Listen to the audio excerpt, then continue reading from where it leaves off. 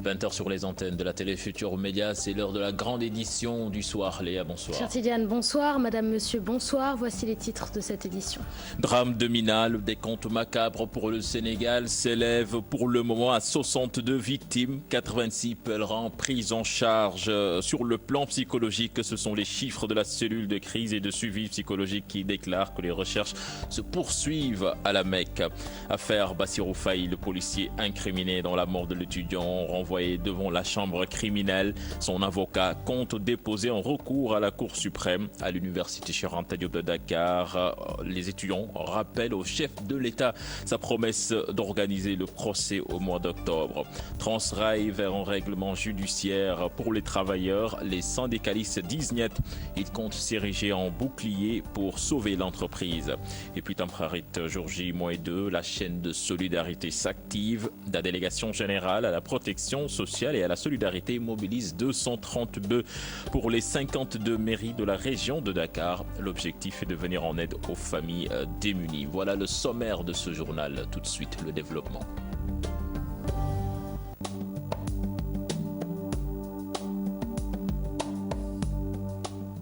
Bienvenue à toutes et à tous. Drame de Mina, la cellule de crise et de suivi psychologique fait le point. Pour le moment, 62 pèlerins Léa ont trouvé la mort, 86 pris en charge sur le plan psychologique. En Arabie Saoudite, l'enquête, elle, se poursuit. Une Sénégalaise est actuellement dans un hôpital saoudien.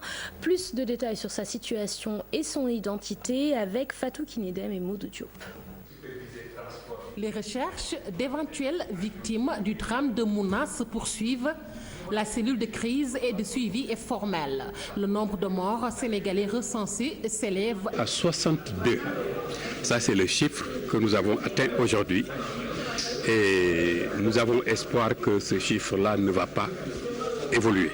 Ce matin, notre équipe a retrouvé, hospitalisé, une femme sénégalaise avec un passeport sénégalais, mais qui n'est pas partie du Sénégal. Elle est partie du Mali, elle vit au Mali avec son époux. Au Sénégal, 2 pèlerins reçoivent encore des soins dans les hôpitaux, 86 pris en charge sur le plan psychologique. Ces gens-là, non seulement ils sont pris en charge par les médecins qui sont ici, mais ceux qui habitent dans les régions, on les a mis en contact avec les structures hospitalières régionales pour assurer un suivi. Et l'État va apporter son appui à ces gens-là. C'est des trucs qu'une assurance ne peut pas faire parce que l'assurance, c'est pour un temps déterminé. Les médecins nous ont dit qu'il y a des cas qui peuvent survenir 6 mois après, 1 an après, et l'État est disposé. Un bilan officiel. Des questions sans réponse par rapport aux compatriotes résidant à l'étranger et qui ont rallié la Mecque cette année. Par ailleurs, la cellule rassure, les bagages des victimes seront bien acheminés vers leurs familles. Et puis parlons de l'affaire Bassirou Faye avec l'inculpation du policier Mohamed Bougaleb par la chambre d'accusation. Son avocat, maître Moussa Bokartiam, compte saisir la Cour suprême. Selon lui, son client est innocent. Écoutons maître Moussa Bokartiam, avocat de Mohamed Bougaleb. Ses propos sont recueillis par Mame Biram Diouf et Thierno Laurent Mendy. Maintenant, dès aujourd'hui, nous allons saisir la Cour suprême pour effectivement statuer sur cette décision qui a été prise hier. Et donc, en deuxième lieu, nous avons même introduit une demande d'information complémentaire parce que nous estimons que ce dossier-là comporte beaucoup d'incohérences, beaucoup d'insuffisances qui font qu'aujourd'hui, il est nécessaire que la chambre d'accusation reprenne ce dossier en main et qu'elle essaie de voir si effectivement les zones d'ombre peuvent être levées. Et ce n'est pas trop tard. Voilà. Donc voilà, je pense que malheureusement, nous allons vers un procès qui malheureusement va faire que nous ne saurons jamais qui est l'assassin ou qui sont les assassins de Bassirou Faye. Ouais, non, ce ne sera pas possible en octobre parce que nous avons des procédures qui sont en cours. Le procès n'aura pas lieu maintenant. À l'université Cheikh Anta Diop de Dakar, justement, les étudiants rappellent au chef de l'État sa promesse d'enlever au mois d'octobre prochain, ce mois-ci. Donc, nos reporters Fatidian et Diafaraba se sont rendus sur les lieux. Reportage.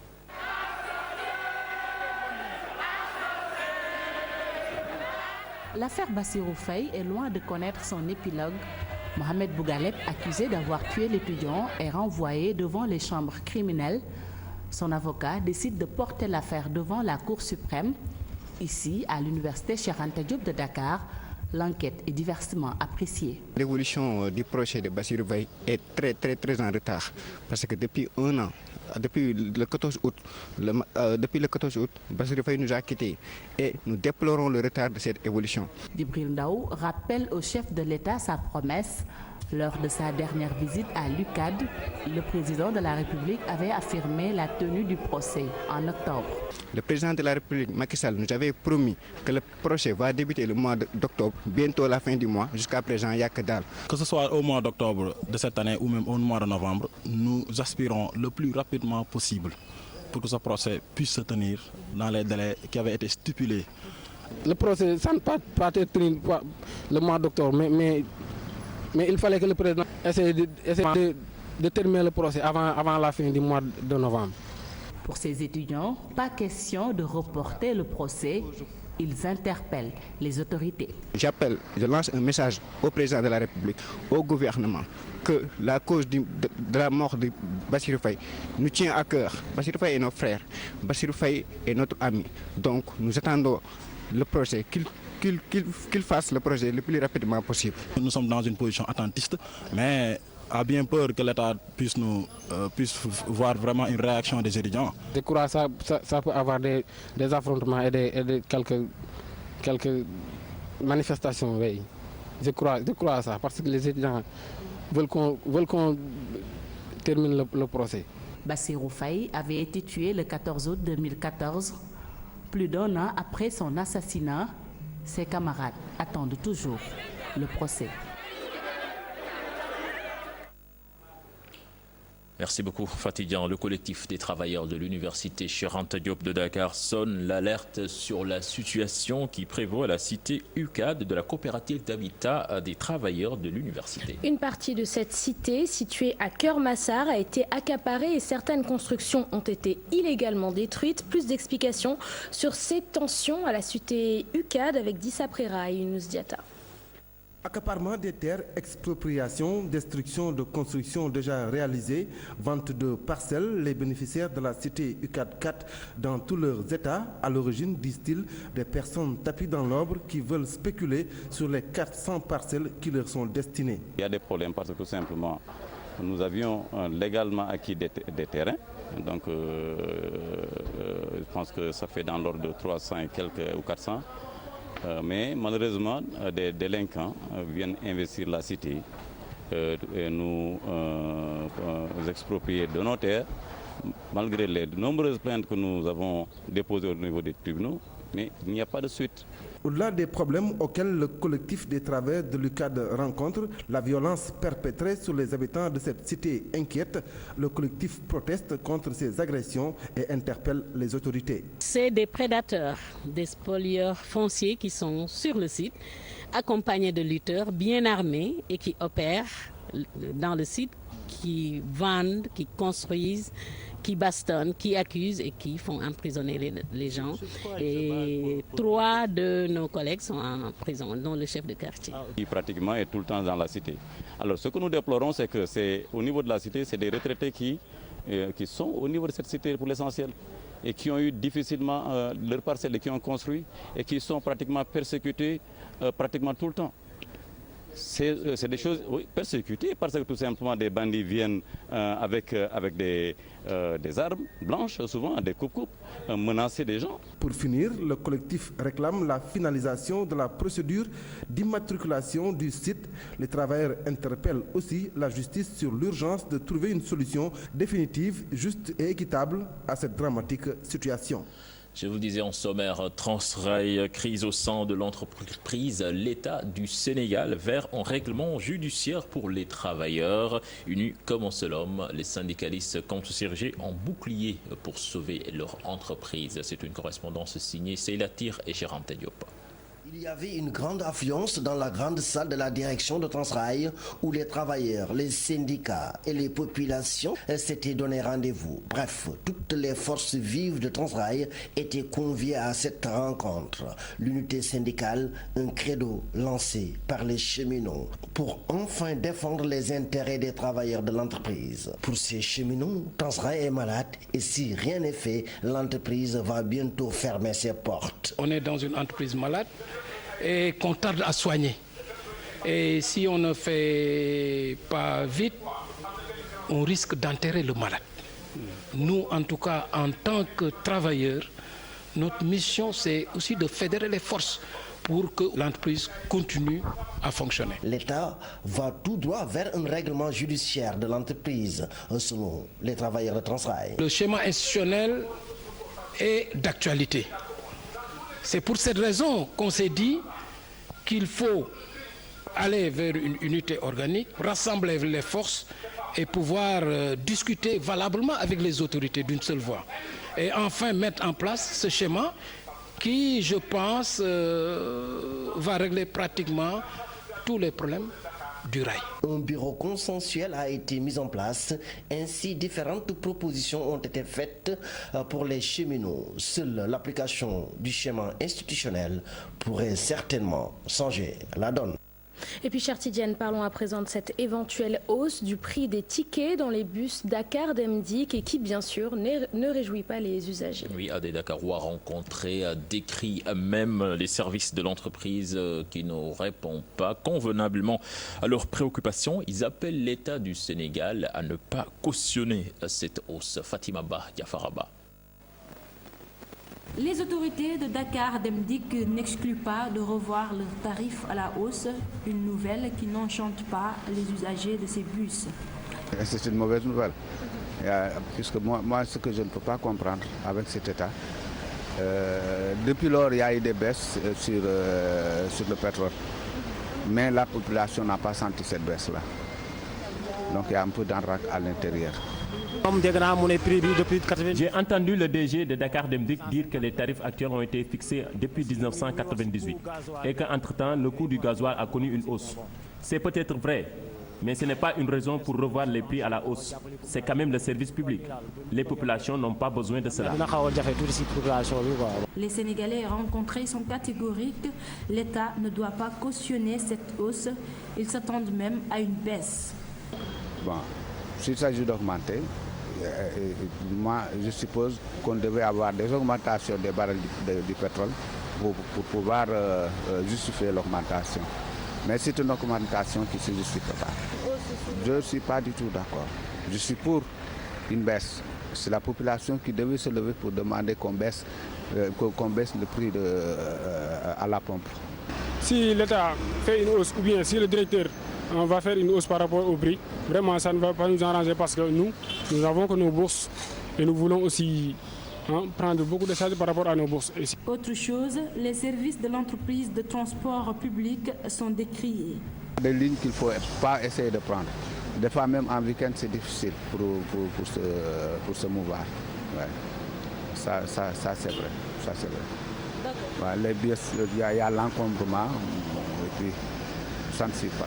Il y a des lenteurs par rapport au bus parce que tu peux rester 1 heure à 2 heures de temps dans un arrêt sans pour autant voir le bus que vous voulez prendre. Des fois, tu es au niveau du terminus, tu seras là-bas 1 heure à 1h30 sans pour autant voir un bus ou bien les bus sont à côté et tu ne connais pas. Qu'est-ce qui les empêche à partir ainsi de suite? La direction de Dakar Demdik annonce par ailleurs l'arrivée de 475 bus. Une bonne nouvelle pour ces Sénégalais, mais une hausse des tarifs n'est pas la bienvenue. Nous parlons politique à présent. Désormais, il faut dire les Républicains d'Homo Réumi au lieu de la coalition Macky 2012, une nouvelle coalition qui entend œuvrer pour la réélection de Macky Sall. Elle s'est également fixée comme objectif de participer aux prochaines élections législatives afin d'apporter une rupture dans le fonctionnement de l'Assemblée nationale. Compte rendu de la conférence de presse des Républicains d'Homo Réumi avec Pafaraning et Mardia. Après avoir accompagné le candidat Macky Sall au second tour de l'élection présidentielle de 2012, la coalition Macky 2012 est devenue maintenant les Républicains d'Homo Réumi pour la réélection du président de la République. Notre premier objectif, c'est de réélire le président de la République, Macky Sall. Nous avons parlé de ça, nous en avons discuté pendant des mois et nous avons trouvé qu'il nous fallait mettre en place un cadre beaucoup plus adapté à ce contexte que je viens de décrire et beaucoup plus porté vers l'avenir. Mais cette coalition ne fait pas l'unanimité car certains membres n'ont pas répondu présent et ce cadre veut faire de la politique autrement. Notre coalition n'est pas une scission.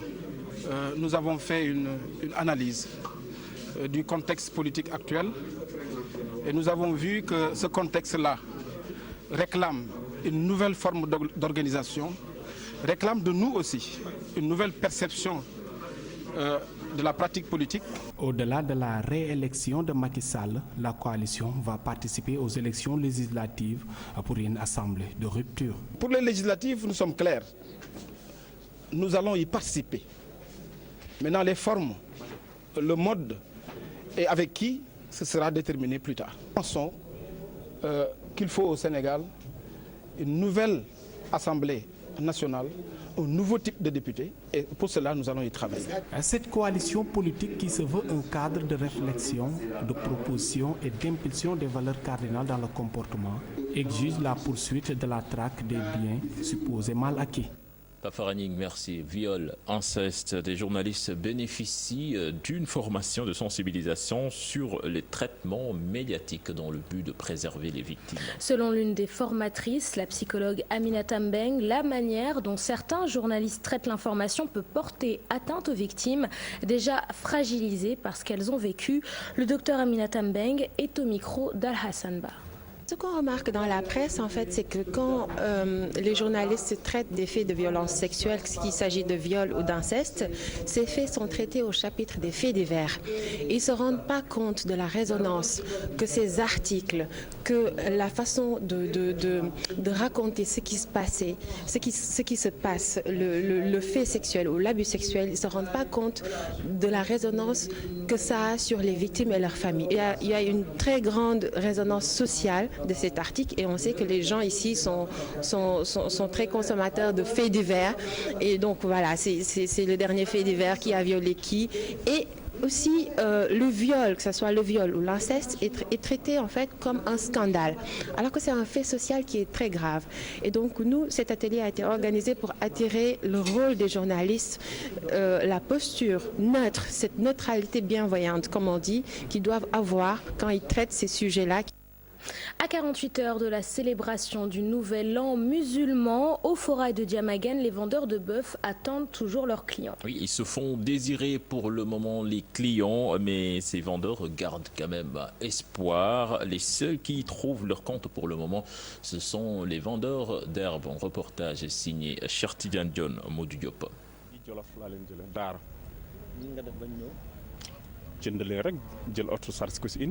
C'est presque devenu une routine pour lui. Le trajet Dakar-Dara n'est plus un terrain inconnu pour Alhamdou Sow. L'éleveur convoie des bêtes sur Dakar pour les besoins de la fête du Nouvel An musulman. Dans cet enclos, les prix varient selon l'espèce choisie. Les prix varient. Il y a plusieurs catégories. Il y en a pour 300 000, 400 000, 500 000 et même 800 000. Bref, il y en a pour toutes les bourses. À 48 heures de la Shoura, ce n'est pas le grand rush, semble dire Stéphane Kay. Des clients viennent au compte-gouttes. Par rapport à l'année dernière, tout est au point mort. On attend toujours des clients impatiemment. Chaque jour, je dépense 2 à 3 000 francs par bête parce que le kilogramme de l'aliment de bétail coûte 250 francs. J'achète de l'herbe ou du foin ainsi que de l'eau. C'est difficile pour moi.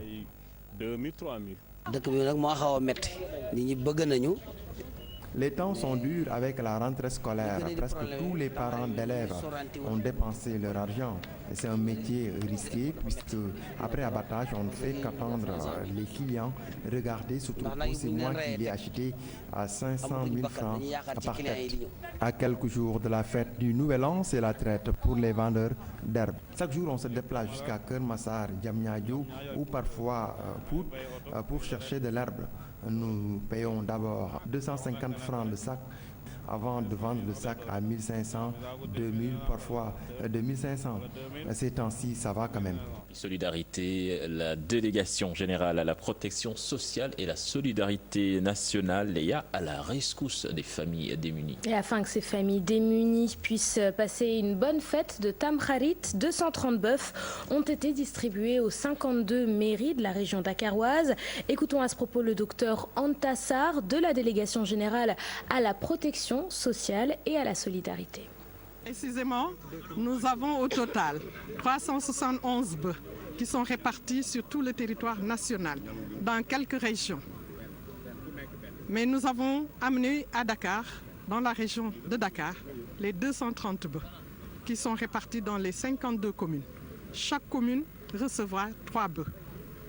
Donc nous avons aussi choisi des imams à qui nous allons aussi donner des bœufs, ce qui fait le total de 230 pour la région de Dakar.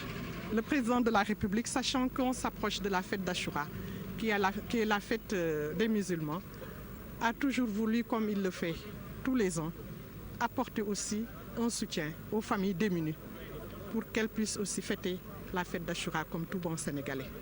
Les bœufs seront mis à la disposition des imams de chaque commune pour que, après abattage, que le partage puisse être fait correctement et que ces familles puissent en disposer aussi.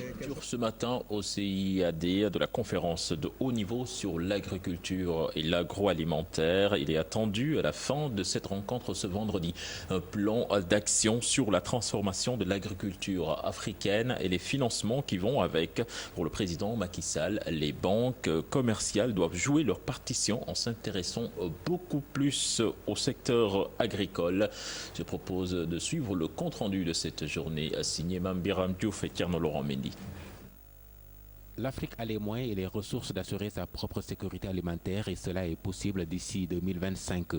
Savoir que dans le continent, plus de 70% des populations pauvres vivent dans les zones rurales et cœur parce que ces zones ont un potentiel énorme. Transformer donc l'agriculture et en faire un business sera la véritable révolution. L'Afrique est maintenant prête à faire l'agriculture une activité commerciale. Je peux donc dire aujourd'hui que l'agriculture africaine est maintenant ouverte au monde des affaires.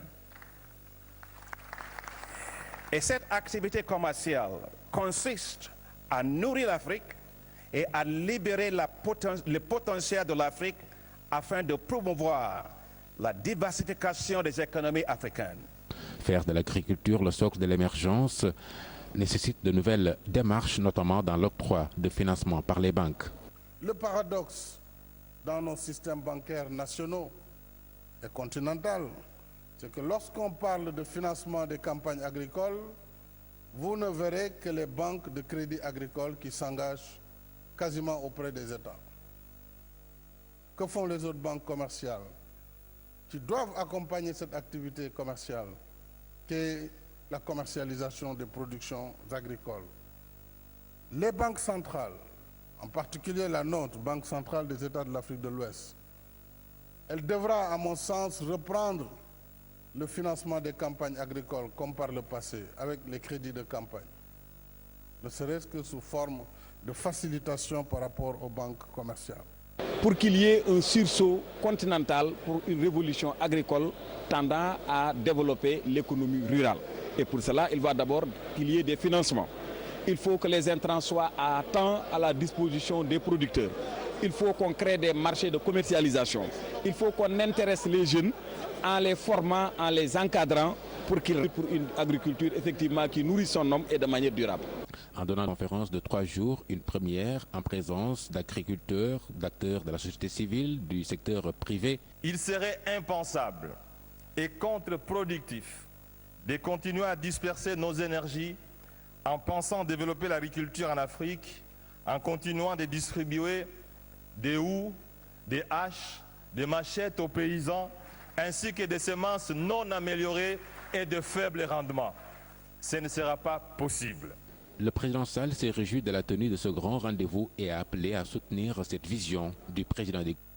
À présent, direction Balantakunda, un département touché par le conflit casamançais. Sur place, nombreuses sont les attaques, nombreux sont les braquages et les vols de bétail. Conséquence, la localité est plongée dans une pauvreté extrême. Les autorités veulent orienter les jeunes vers le FONGIP et le PRODAC pour plus de formation et de financement. Bakary Konté Salasamba. Le département de Goudomp, communément appelé le Balantakunda, est frontalier à la Guinée-Bissau. Cette partie sud du pays est trop touchée par la crise casamançaise. Le Balantakunda a trop subi des braquages, vols de bétail, entre autres. Les partenaires au développement tournent le dos au département de Goudomp. Les jeunes ne savent plus à quel sens se vouer. Nous vivons une situation ni paix, ni guerre. Donc, compte tenu de cette situation que nous vivons, les partenaires techniques et financiers nous ont presque tourné, sont en train de nous tourner le dos. Quand vous dites, voilà, vous défendez un dossier, mais s'ils vous disent maintenant la localisation, vous dites le département de Goudomp, tout le monde a des frictions et il tourne le dos.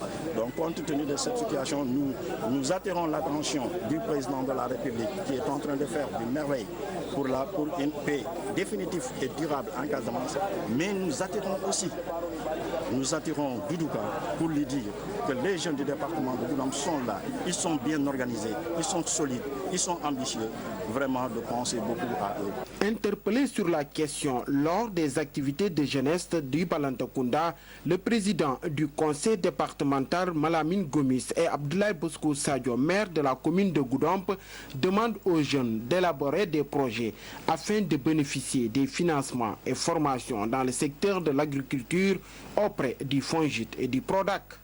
Bakary Konté, merci. George Hodgson, nouvel ambassadeur de la Grande-Bretagne au Sénégal, officiellement installé. Léa, il en a profité pour décliner sa feuille de route.